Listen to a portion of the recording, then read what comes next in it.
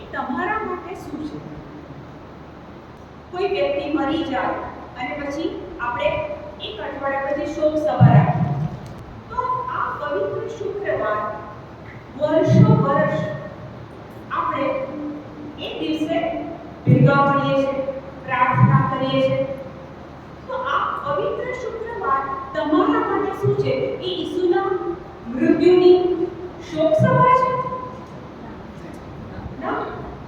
તો આ પવિત્ર શુક્રવાર શું છે તમારા માટે? તો પવિત્ર શુક્રવારના દિવસે તમે લોકો શોક મનાવો છો કે હર્ષ કરો છો? જેને પવિત્ર શુક્રવારના દિવસે મેં જોયું છે કે લોકો સિરિયસ થઈને ઉપવાસ કર્યો હોય, એટલે મોં બી નાનું થઈ ગયું હોય, સફેદ કપડાં પહેર્યા હોય, તો તમે પવિત્ર શુક્રવાર એને શોક તરીકે જાહેર કરો છો કે એ દિવસે હર્ષ મનાવો છો? ઈસુ એ દિવસે ક્રૂસ ઉપર મરી ગયા, અને જ્યારે ક્રૂસ ઉપર મરી ગયા ત્યારે એમણે ક્રૂસ ઉપર અમુક બાબતો એમના બલિદાનમાં એવી કરી છે જેને કહેવાય કે અલૌકિક અદલાબદલી, ડિવાઇન એક્સચેન્જ. એટલે કે એમણે આપણા પાપો લઈ લીધા, આપણને માફ કરી દીધા, શ્રાપો લઈ લીધા, આપણને આશીર્વાદ આપ્યા. વચનમાં લખ્યું છે કે આપણી ગરીબી એમણે લઈ લીધી, એ પોતે ગરીબ બની ગયા અને આપણને ધનવાન બનાવ્યા. વચનમાં કહે છે કે આપણા રોગો એમણે એમના ઘરની અંદર લઈ લીધા અને આપણને સાજાપણું આપ્યું. એટલે શુક્રવાર આપણે બીજી રીતે જોઈએ તો કોઈ એક બાળકને કોઈ વ્યક્તિ ઉપાડી જાય અને પછી બાળકના માતા પિતાને ફોન કરે કે 5 લાખ રૂપિયા આપો તો તમારું બાળક તમને પાછું આપો. તો આ પેલા માણસે શું માંગ્યું? ખંડણી માંગી. હવે જ્યારે એના મા બાપ 5 લાખ ચૂકવે ત્યારે પેલો માણસ એ બાળકને પાછું આપે. આપણે મૂળભૂત રીતે પ્રભુના બાળક, ઈસુના બાળક. આદમના પાપના પછી આપણી અંદર પણ એક પાપ આવ્યો, આપણે પાપ કર્યું, બરાબર? એટલે ઈસુએ આપણે પ્રભુના બાળકો પણ એક પાપના કારણે આપણે પ્રભુથી દૂર થયા, એટલે ઈસુએ ક્રૂસ ઉપર બલિદાન આપ્યું અને આપણી ખંડણી ચૂકવી દીધી અને આપણને શૈતાનના હાથમાંથી છોડાવી દીધા. એટલે જો આપણને ઈસુમાં શ્રદ્ધા હોય તો આપણે પ્રભુના બાળકો છીએ અને પવિત્ર શુક્રવાર એ આપણા માટે હકીકતમાં એક આનંદની બાબત છે કે આ દિવસે આપણને છોડાવવામાં આવ્યા. એક મુખ્ય મૂળભૂત ખ્યાલ પવિત્ર શુક્રવારનો મેં તમને આપ્યો, બરાબર? ઈસુનું લોહી, ઈસુ ક્રૂસ પર મરી ગયા, હાથે પગે ઢીલા ઠોક્યા તો લોહીની સેરો ફૂટી ગઈ, તો બાઇબલમાં લખ્યું છે, બરાબર? તો આ ઈસુનું લોહી તમારા માટે આજના દિવસે કોઈ મહત્વ ધરાવે છે? 2000 વર્ષ પહેલા ઈસુ ક્રૂસ ઉપર મરી ગયા. એ લોહી આજના દિવસે તમારા માટે કેટલું મહત્વ ધરાવે છે? એ તો લોહી સુકાઈ ગયું ને? એ લોહી સુકાઈ ગયું ને?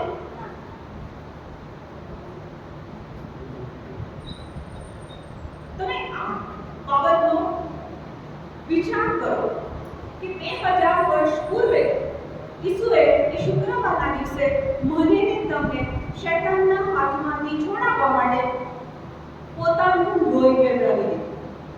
હવે એ લોહી આજે આપણને અસર કરી શકે ખરું?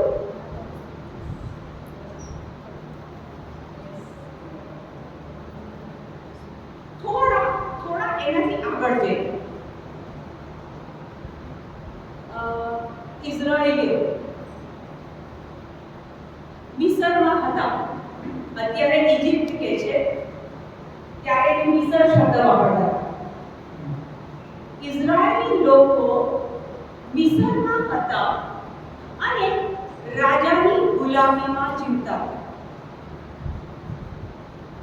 રાજા ફેરો એને ઇઝરાયેલી લોકોને ગુલામ બનાવ્યા અને ત્યારે એ ઇઝરાયેલી લોકોએ પ્રભુને ધાર રાખી કે અમને આ ગુલામીમાંથી છોડાવો.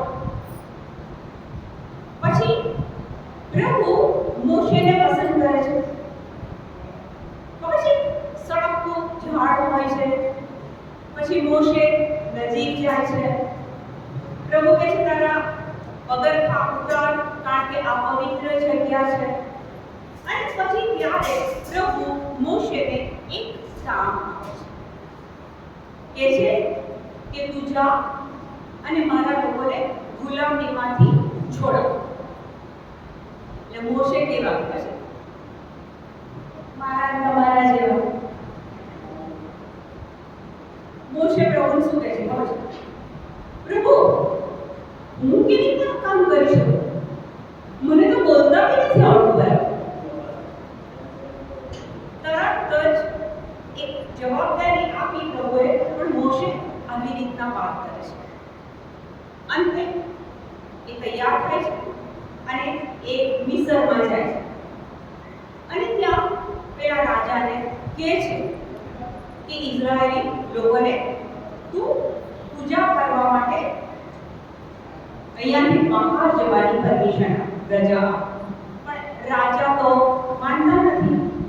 પછી તમે વાંચેલું હશે એ પ્રમાણે પુષ્કળ ચમત્કારો મોશે પ્રભુની શક્તિ દ્વારા પુષ્કળ ચમત્કારો કરે છે. પણ રાજા માનતો નથી. તીડ આવે છે, માખીઓ આવે છે ને અનેક ચમત્કારો કરે છે. દેડકા આવે છે, પણ રાજા તો એકનો બે થતો જ નથી. હવે પ્રભુ નક્કી કરે છે કે બસ હવે મારે એવું કંઈક કરવું પડે કે જેમાં આ રાજા મારા ઇઝરાયેલી લોકોને મુક્ત કરે. એ વખતે છેલ્લી રાત આપણે બધા પાસ્કા પર્વ કેમ ઉજવીએ છીએ? આપણે પાસ્કા પર્વ કેમ ઉજવીએ છીએ? અંગ્રેજીમાં કહે છે પાસઓવર. એ દિવસે શું થયું કે પ્રભુએ મોશેને એક સૂચના આપી કે ઇઝરાયેલી લોકોને કહેજે કે એક ઘેટાને મારવાનું. તમારી કુટુંબની જેટલી સંખ્યા હોય, નાનું કુટુંબ હોય તો નાનું અને મોટું કુટુંબ હોય તો મોટું ઘેટું મારવાનું. અને કહે છે કે પ્રભુએ મોશે દ્વારા ઇઝરાયેલોને શું કીધું કે ઘેટાને મારજો, બલિદાન લેજો અને પછી એનું જે લોહી હોય ને લોહી એ તમારા દરવાજા પર લગાવો. સાંભળજો હા, એક પ્રાણી, એક ઘેટાનું લોહી પ્રભુ કહે છે કે તમારા દરવાજા પર લગાવો. પ્રભુએ કીધું કે ઘેટાનું લોહી તમારા દરવાજા ઉપર લગાવજો. હવે ઇઝરાયેલીએ મોશે જે સૂચના આપી એને બરાબર પાડી. એ લોકોએ ઘેટાને માર્યો, એનું લોહી પોતાના દરવાજા પર લગાવ્યું. અને ત્યારે પ્રભુએ શું કીધેલું કે પહેલા નર બાળકો, મિસરના પહેલા પડાના નર બાળકો એ રાત્રે મળશે.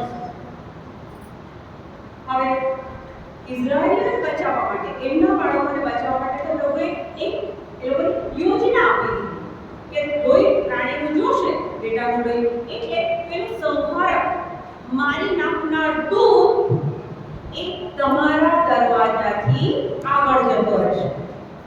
એટલે એ લોકો હોય, લોહી લગાડ્યું. પછી રાત્રે સંહારક આવે છે, મારી નાખનાર દૂત આવે છે. અને ત્યારે બધા જ મિસરના એટલે કે મિસરી લોકોના બધાના ઘરમાં પહેલા ખોળાના નર બાળકો, પ્રાણીઓ એ રાત્રે મરી જાય છે. પણ ઇઝરાયેલી લોકોના ઘરમાં એ સંહારક દાખલ થઈ શક્યો નહીં. કારણ એ સંહારકે દરવાજા પર શું જોયું? લોહી જોયું. એટલે કે એને લોહી જોયું ત્યારે અંદરના કોઈ બી માણસોને એ સંહારક જોઈ ન શક્યો. દરવાજા પર લોહી હતું, એમને અંદરના માણસો દેખાયા નહીં, એટલે એ દરવાજો છોડીને સંહારક આગળ જતો રહ્યો. બરાબર. અને પછી આપણે સાંભળ્યું છે, વાંચ્યું છે એ પ્રમાણે એ પ્રજા મુક્ત થઈ. એ દિવસે એમના ઘરમાં કોઈનું મૃત્યુ થયું નહીં. જૂના કરારની બધી જ બાબતો એ નવા કરારનો પડછાયો હતો. નવા કરારમાં જે બનવાનું હતું, ઈસુ જે કંઈ કરવાના હતા, એનો પડછાયો એ જૂનો કરાર. એટલે જૂના કરારમાં પ્રાણીના લોહીથી, ઘેટાના લોહીથી મૃત્યુ થયું નહીં. ઓકે, કલ્પના કરો, પ્રભુએ તો મોશે દ્વારા કહેવડાવ્યું કે તમારા દરવાજા પર ઘેટાનું લોહી લગાવજો. ઓકે, પ્રભુએ કહેવડાવ્યું. કલ્પના કરો કે એ લોકો પ્રભુનું કહ્યું ના કરે. એ લોકો પ્રભુનું કહ્યું ના કરે તો શું થાય? તો એ સંહારક એમના ઘરમાં પણ મૃત્યુ લઈને આવત.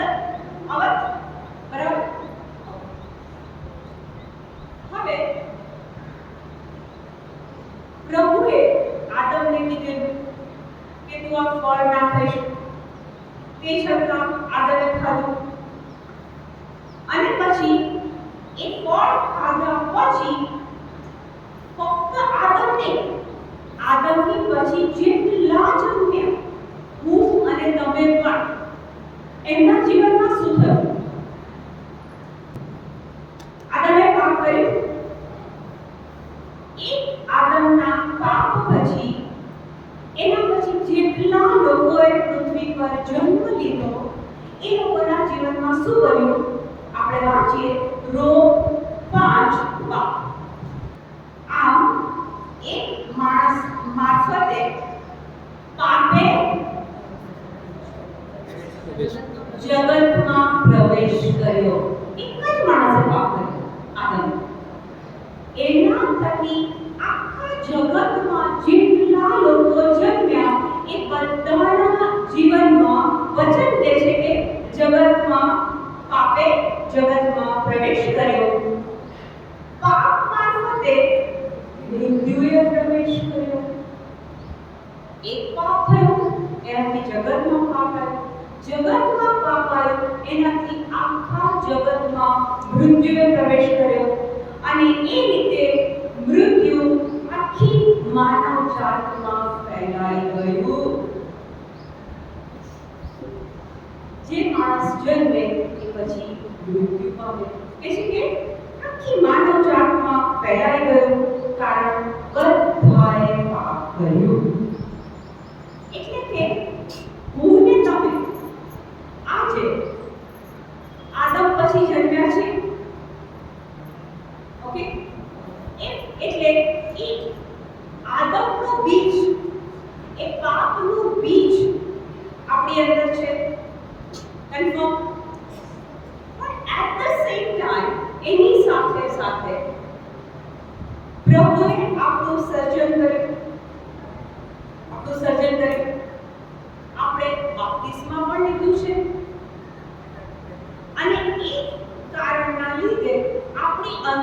પ્રભુનું બીજ પણ છે.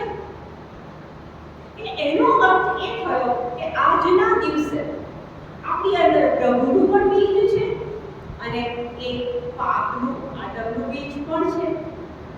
અને એના કારણે તમે લોકોએ એક જણે અનુભવ કર્યો હશે કે ઘણી વખતે ખૂબ સારા વિચારો આવે, સત્કર્મો થાય, માણસ માટે એકબીજા માટે લાગણી પ્રેમ થાય અને થોડાક જ વખતમાં થોડીક જ મિનિટોમાં ગુસ્સો તમારો કાબુ લઈ લે છે, પાપ થઈ જાય છે, ન કરવાની બાબતો થઈ જાય છે, ઈશ્વરના રાજ્યની વિરુદ્ધની બાબતો થઈ જાય છે. થાય છે? હા કે ના? એટલે આપણી અંદર બંને બાબતો કામ કરે છે. પણ આપણી પાસે બે છોડવા હોય, આજુબાજુમાં એક ગુલાબ અને એક કોબો. હવે તમે જે છોડની અંદર ખાતર પાણી નાખો એની અંદર જીવન આવે, એ છોડ વિકસે. અને જેની અંદર તમે ખાતર પાણી ના નાખો, ધ્યાન ના આપો તો એ સુકાઈ જશે. બરાબર? તો તમારી અંદર પ્રભુનું બીજ તો છે જ. હવે જો તમે પ્રભુના બીજને જો ખાતર પાણી નાખો, તમે એને વધારે ધ્યાન આપો તો દિવસે દિવસે એ તમારું પવિત્ર જીવન, આધ્યાત્મિક જીવન, પ્રભુ જેવું જીવન ધીરે ધીરે ધીરે સ્ટ્રોંગ થતું જશે. તો પછી આ ખાતર પાણી, પ્રભુનું જે બીજ છે આપણી અંદર, એ ખાતર પાણી આપણે લાવવાનું ક્યાંથી? દુનિયાવી રીતે ચોખાનો પાક લીધો હોય તો એનું ખાતર આપણને ખબર છે. પણ આપણી અંદર જે પ્રભુનું બીજ છે એને આપણે ઉગાડવું છે, વધારે મજબૂત બનાવવું છે. તો એ પ્રભુના બીજને ઉગાડવા માટે ખાતર કયું વાપરવાનું? એ ખાતર ક્યાં પડે?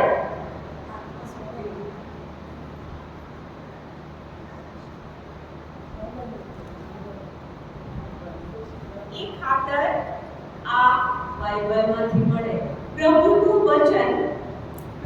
વચન જેટલું તમે વધારે બોલો, વધારે સાંભળો, વધારે વાંચો, એટલો સમય તમે પ્રભુના બીજને ખાતર અને પાણી નાખો છો.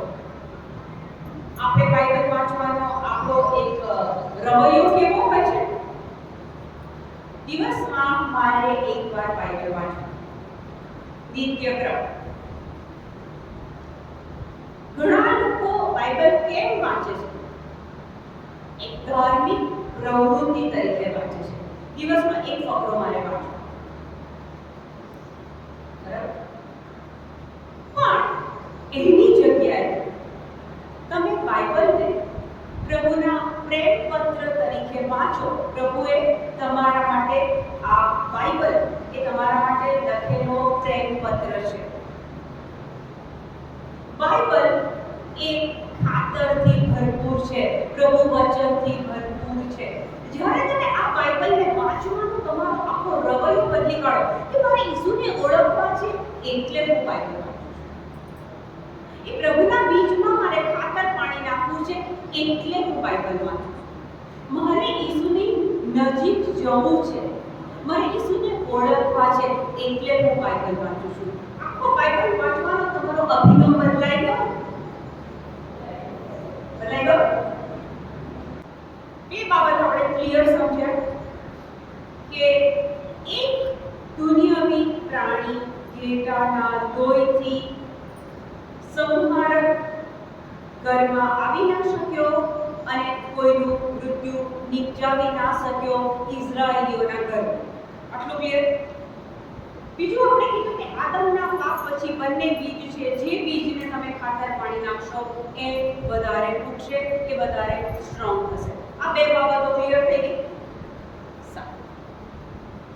મેં કીધું કે જૂનો કરાર એ નવા કરારનો પડછાયો છે.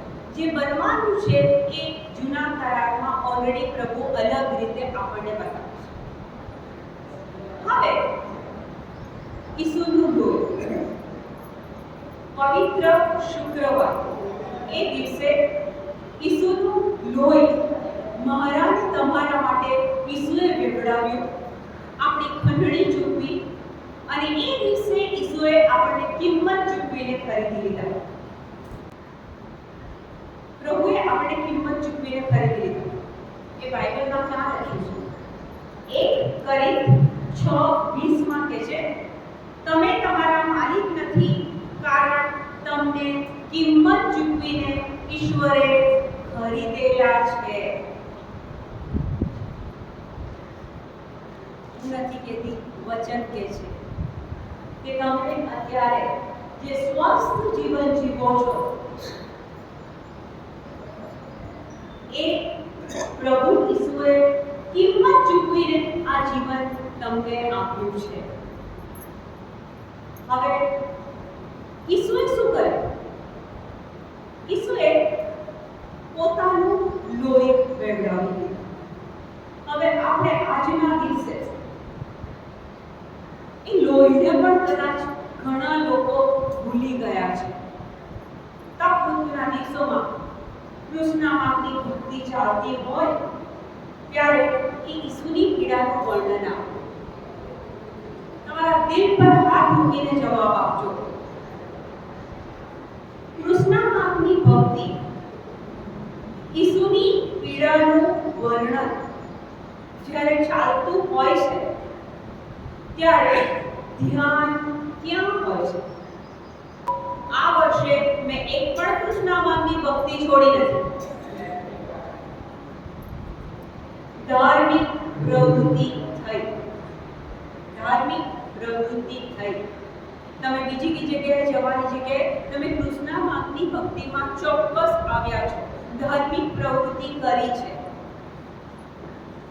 આ કૃષ્ણમાની ભક્તિ દરમિયાન, આ તપ ઋતુ દરમિયાન, આ પવિત્ર શુક્રવારના દિવસે એ ઈસુના લોહીને જો આપણે સમજીએ, એનો અનુભવ કરીએ, કારણ કે ઈસુનું લોહી જ્યારે ક્રૂસ પરથી વહ્યું ત્યારે એ તાજું લોહી હતું, એ ગરમ લોહી હતું. રસ્તા પર કોઈ એક્સિડન્ટ થાય તો તમે જોયું હશે કે જો લોહી નીકળે તો એ લોહી એકદમ ગરમ હોય. મેડિકલ લાઈન વાળા આ સારી રીતે સમજી શકશે. શરીરમાંથી જ્યારે એ એક્સિડન્ટ વખતે લોહી નીકળે તો લોહી ગરમ હોય, દોડ વહેવા માંડે. પણ તમે થોડી વાર પછી એને જુઓ તો એ લોહી કાળું પડી જાય, થીજી જાય. પણ આપણા ઈસુનું લોહી,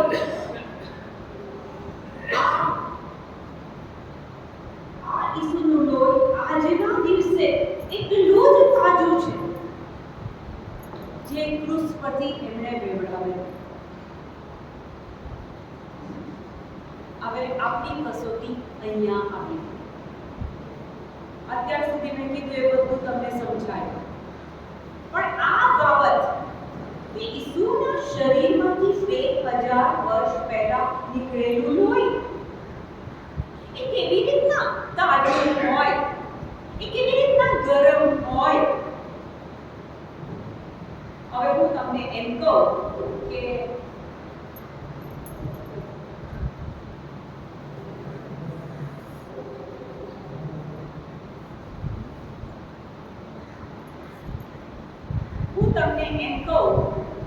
આ બોટલની અંદર લીંબુ પાણી છે.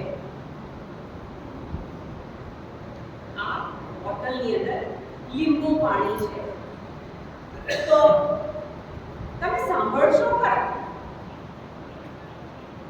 કદાચ થોડું માની બી લેશો, પણ મનમાં એક શંકા તો ચોક્કસ થશે, અથવા એક વિચાર તો ચોક્કસ આવશે કે લીંબુ પાણી હોઈ શકે છે. એવો એક હલકો સો સવાલ તો થશે.